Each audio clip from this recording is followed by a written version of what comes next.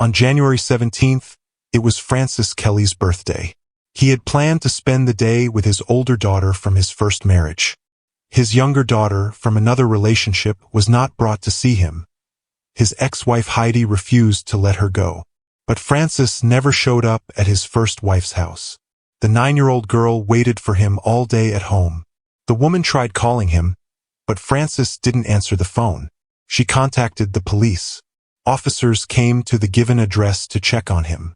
No one answered the door. They examined the area around the house but didn't find anything suspicious, so they left. The next day, around 2 p.m., police officers came back for another welfare check. They knocked on the door again, but it was silent. Looking through the windows, they saw something suspicious inside. They decided to break in. Inside the living room, on the couch, they found the body of a man. Next to the couch was a small bag containing white powder. His body showed multiple bruises, but police initially assumed the cause of death was an overdose and didn't consider the bruises suspicious. However, the autopsy revealed that the cause of death was asphyxiation due to manual strangulation. Francis, who was 46 years old, had also suffered a serious head injury from a blunt object. It was clearly murder. The police launched a criminal investigation. It turned out that 3 months before Francis's death, on October 27, 2020, someone had called the police to warn them about a murder plot.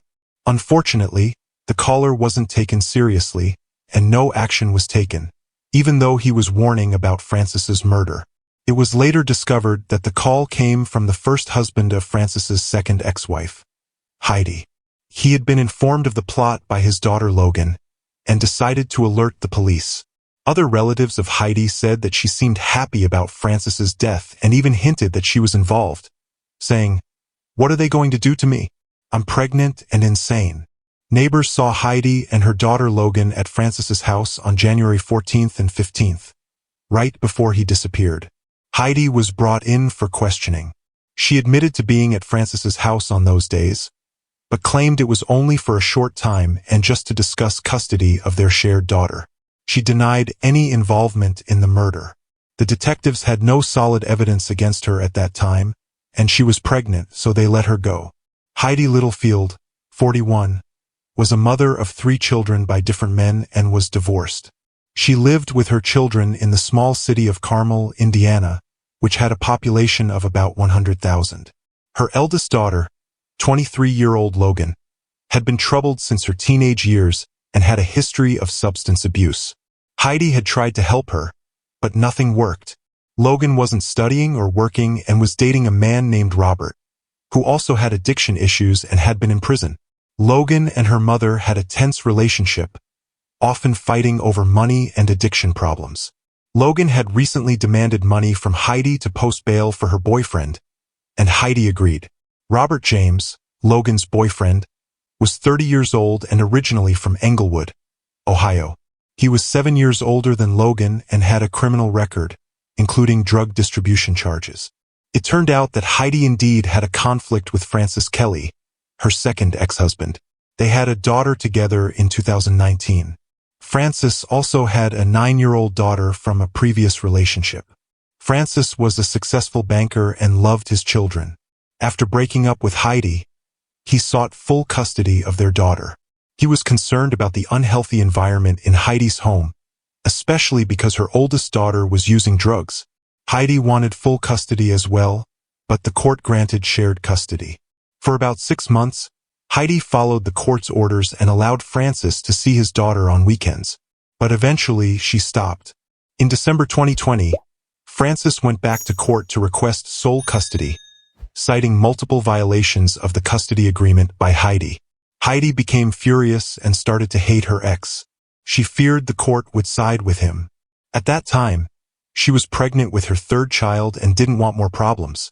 That's when she decided to get rid of Francis. Knowing her daughter was involved with drugs, Heidi planned to lure Francis into a drug overdose. In October 2020, she contacted Logan's boyfriend and offered him $2,500 to help with solving the problem. Robert agreed. On Friday, January 15, 2021, just 2 weeks before another court hearing, Heidi was texting with Francis. She spoke disdainfully about his older daughter. The last message Francis sent was at 1:56 p.m. After that, no one saw or heard from him again. Toxicology reports revealed a high level of narcotics in his system.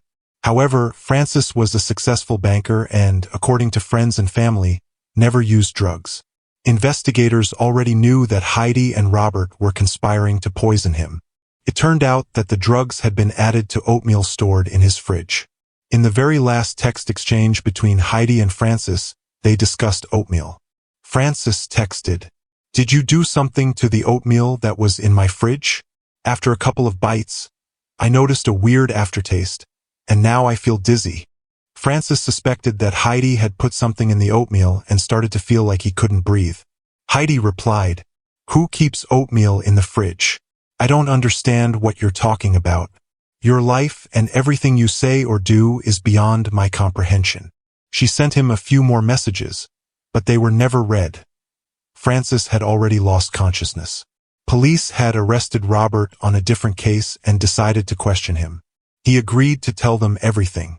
Robert confessed that Heidi had paid him $2,500 to help organize the murder, and promised another $2,500 after the job was done. Robert agreed because he needed the money due to his addiction. At first, he hadn't planned on going through with it. He and his girlfriend Logan, Heidi's daughter, spent the money on drugs. According to Robert, Heidi ultimately killed Francis herself, but he and Logan had to help her a little. Robert got the drugs, and Logan went to Francis's house with Heidi and laced the oatmeal. Heidi, Logan, and Robert were all arrested and charged with murder and conspiracy to commit murder. Logan took a plea deal and agreed to testify against her mother and boyfriend. She said that she and Heidi broke into Francis's house on January 14th and laced the oatmeal with drugs. The next day, when Francis texted about the oatmeal, they realized he had eaten it and was poisoned. Then they returned to the house and saw him dying. That's when they decided to finish him off. Heidi grabbed his tie and began to strangle and beat him, slamming his head on the floor repeatedly with brutal force. In exchange for her testimony, Logan's murder charges were dropped, and she received 26 years in prison for conspiracy to commit murder. On May 12, 2022, Robert pleaded guilty to conspiracy and received 10 years in prison. On August 15, 2022, during Heidi's trial, her daughter testified against her. Logan told the court that her mother was the mastermind behind the plan. Heidi had developed the idea and pressured them to take part in it. Logan also revealed that they had broken into Francis's house multiple times since October, but their earlier attempts to poison him failed. Only on January 15th did their plan finally succeed. When the prosecutor asked why she had participated in the crime, Logan said she wanted to help her mother, despite their strained relationship. Heidi had also promised her money for a down payment on an apartment. It turned out that Francis had a life insurance policy worth $1 million. On August 23, 2022, 42-year-old Heidi was found guilty of first-degree murder and conspiracy to commit murder. On October 7, 2022, she was sentenced to 60 years for the murder and an additional 55 years for conspiracy, totaling 115 years in prison. Share your thoughts in the comments, and don't forget to like the video if you found this story interesting. Thanks for watching.